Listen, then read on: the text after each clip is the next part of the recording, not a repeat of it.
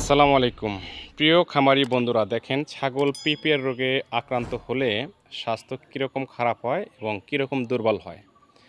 প্রথম দিকে ছাগলটি কিন্তু যখন সুস্থ ছিল, অনেক সুন্দর স্বাস্থ্য ছিল এবং ভালো ছিল। এক সপ্তাহ থেকে পিপিআর রোগে আক্রান্ত হওয়ার পর থেকে স্বাস্থ্য আস্তে আস্তে অবনতি হয়েছে।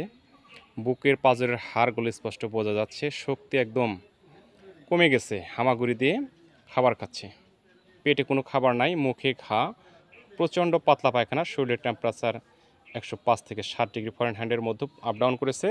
আজকে মোটামুটি একটু নিয়ন্ত্রণে আসছে চিকিৎসা দেওয়ার পর।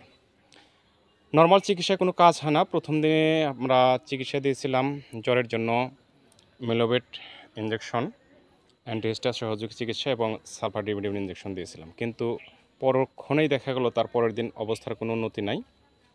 তারপর সরাসরি সেপ্টি একজনে চলে গেছে। আজকে 2 দিন মোটামুটি সুস্থ হয়ে গেছে। আজকে খাবার ধরছে।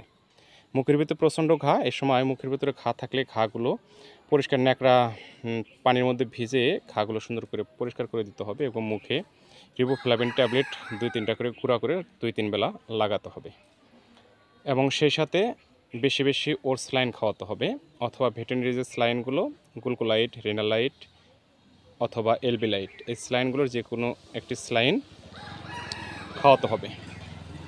তবে ডায়রিয়া স্লাইন যেগুলো আছে মানুষের জন্য, এগুলো একটি করে স্লাইনের দাম 6 টাকা, একবার হাফ লিটার পানির মধ্যে গোলানো যায়। সেই হিসাবে যদি আপনি একটি ভেটেরিনারি স্লাইন কেনেন 10 টাকা 12 টাকা দিয়ে, পুরো 20 লিটার পানির মধ্যে মেশানো যায়। তার মানে 1-2 গ্রাম করে স্লাইন দিলেই পুরো 1 লিটার পানির মধ্যে দেওয়া যাবে, সারাদিনে খেয়ে শেষ করতে পারবে না। তো সাশ্রয়ের জন্য আপনারা ভেটেরিনারি স্লাইনটা খাওয়ালেই সবচেয়ে ভালো হয়। আর পদ্ধতিগতভাবে সেপ্টি একজন দিয়ে 3 থেকে 5 দিন চিকিৎসা দিলে ছাগল যদি আল্লাহ পাক হায়াত দিয়ে থাকে তাহলে সুস্থ হয়ে যাবে ইনশাল্লাহ। তারপরেও দেখা যায় অনেক ছাগল যেগুলো গর্ভবতী বা ভেরি গর্ভবতী, এগুলো সঠিক চিকিৎসা দেওয়ার পরও, শতভাগ প্রেগনেন্সি সেফ চিকিৎসা দেওয়ার পরও বাচ্চা অ্যাবর্শন হয়ে যায়। এটা খামারির সাথে যারা চিকিৎসার জড়িত আছেন অবশ্যই খামারিদের সাথে কথা বলে নেবেন যে চিকিৎসা শতভাগ প্রেগনেন্সি সেফ, তারপরেও শারীরিক অবনতির কারণে, দুর্বলতার কারণে বাচ্চা অ্যাবর্শন হয়ে যেতে পারে। এর জন্য চিকিৎসক কোনো দায়ী নয়।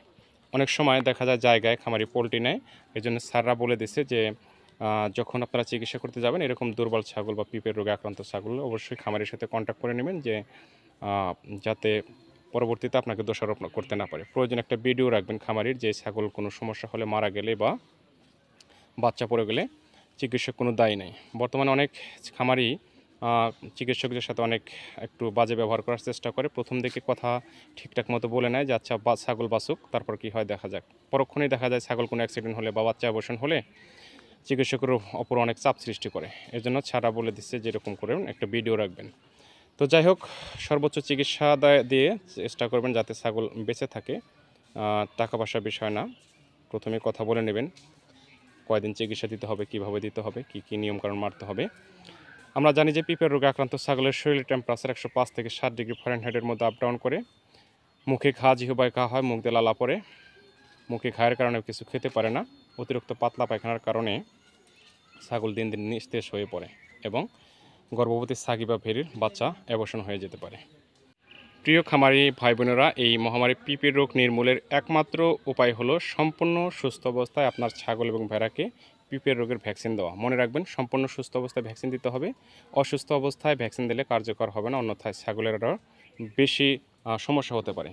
ভালো থাকবেন, সুস্থ থাকবেন। ভিডিওটি কেমন লাগলো কমেন্ট করে আপনাদের মূল্যবান মতামত জানাবেন। আমার চ্যানেলে নতুন হয়ে থাকলে চ্যানেলটি সাবস্ক্রাইব করে দেবেন। সবার আগে নতুন নতুন ভিডিও পেতে পাশে থাকা বেল আইকনটি বাজিয়ে দেবেন। কথা হবে ইনশাল্লাহ পরবর্তী ভিডিওতে। সে পর্যন্ত সবাই ভালো থাকবেন, এই প্রত্যাশা রেখে শেষ করছি। আল্লাহ হাফেজ।